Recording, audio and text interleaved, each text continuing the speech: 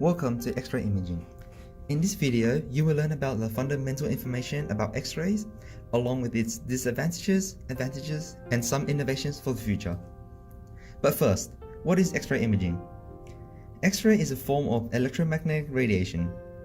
It is an electromagnetic wave of high energy ranging to a few hundred kiloelectron volts, with a very short wavelength from 0.01 to 10 nanometers, and a frequency varying from 30 petahertz to 30 exahertz. But before anything else, let's look back to the short-lived history of X-rays. X-ray was discovered by Dr. Wilhelm Conrad Röntgen on the 8th of November in 1895. The first X-ray image taken by Dr. Röntgen is that of his wife, Bertha's hand. As you can see on the left here, note the big black dot is her ring and not some sort of defect or deformation of her hand. Though it wasn't until about a year later that X-ray was first used in medical surgery in 1896. From here on, this technology has boomed on, and with the appearance of diagnostic X-ray machines in 1975 and digital X-rays in 1997.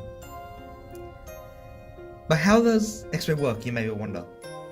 X-rays work by emitting a high voltage energy to accelerate electrons in the filaments. These electrons will then dispense from the filament by thermonic emissions and into the anode. X-rays are produced as a result. Depending on the density of the object, some X-rays may be absorbed or pass through the innards of the object. The X-ray that will pass through the objects will then hit a photographic plate and give us an X-ray image. Now, there are two types of X-ray we can talk about here. There is the traditional and the digital. Traditional X-rays pictures are produced by an X-ray film. It takes at least 2 hours to see the resulting pictures. Traditional X-rays are considered safe, however, it exposes the patient to the radiation much longer than that of the digital X-rays. Now, with the appearance of the digital X-rays, this replaces the film technology with a sophisticated electronic image. It displays images in a few seconds and is easier to resize the image into larger or smaller. It also helps to eliminate and minimize the errors and enhances the contrast of the details on the images. Now let's talk about the different uses of X-rays. These include diagnosis, treatments, and security.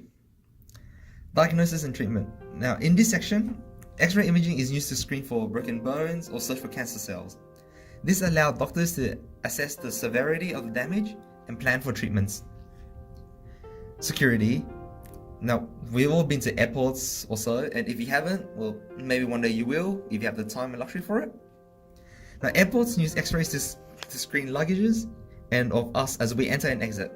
This is a quick way to find any hidden foreign items that you may be carrying. As you can see on this image, with some guy, maybe 2 or 3 guns in his luggage. Not a smart idea. Now, you may think that X-rays are a great invention, and they are, but they come with both advantages and disadvantages. Let's start with the advantages of X-ray imaging. Now, the advantage of having an X-ray image is that it is easily obtained, just like taking a selfie on your phone, which I'm sure you're all experienced with. It is also non-invasive and costs very little compared to other medical imaging such as MRI or CT scans. Now let's move on to the disadvantages. The X-ray produces a lot of gamma radiation. This can cause cellular and DNA damage in the patient's body, which may lead to cancer, which is something you don't want. Another disadvantage to X-ray images is that it is portrayed as a two-dimensional with a low resolution. This makes it difficult to properly diagnose the patient. Now, this is the main reason why when you go for an X-ray, you mainly examine chipped or broken bones in your body, if you've ever been to an X-ray before. Now, what is in store for the future? As there isn't much to improve on the X-rays themselves, we have to focus on improving the technology, such as the X-ray tube, and how the X-ray themselves are emitted. The aim is to make it more efficient and safer for the patient. In an X-ray tube, electrons are accelerated in a vacuum by an electric field towards a piece of metal, mainly copper, called a target. Then the X-rays are emitted as the electrons are slowed down. If we can improve the delivery of the electrons, then that is an innovation in itself. There are many sources that can be used to generate X-rays. The most promising of the lot is known as Bremsstrahlung source. Now, Bremsstrahlung source can yield a continuous spectrum with high photon lux to allow a much more spectacular radiation delivery without the side effects of the harm to the patients. However, there are also some considerations that are implemented to advance such technology. The first is the radiation dose has to be as low as reasonably achievable. The second is having a higher spatial resolution to enhance images. The third is to have a higher brilliance. The fourth is to have a better and clearer differentiation between the noise and the radiation. And the final thing we need to consider is the identification of certain tissues using agents.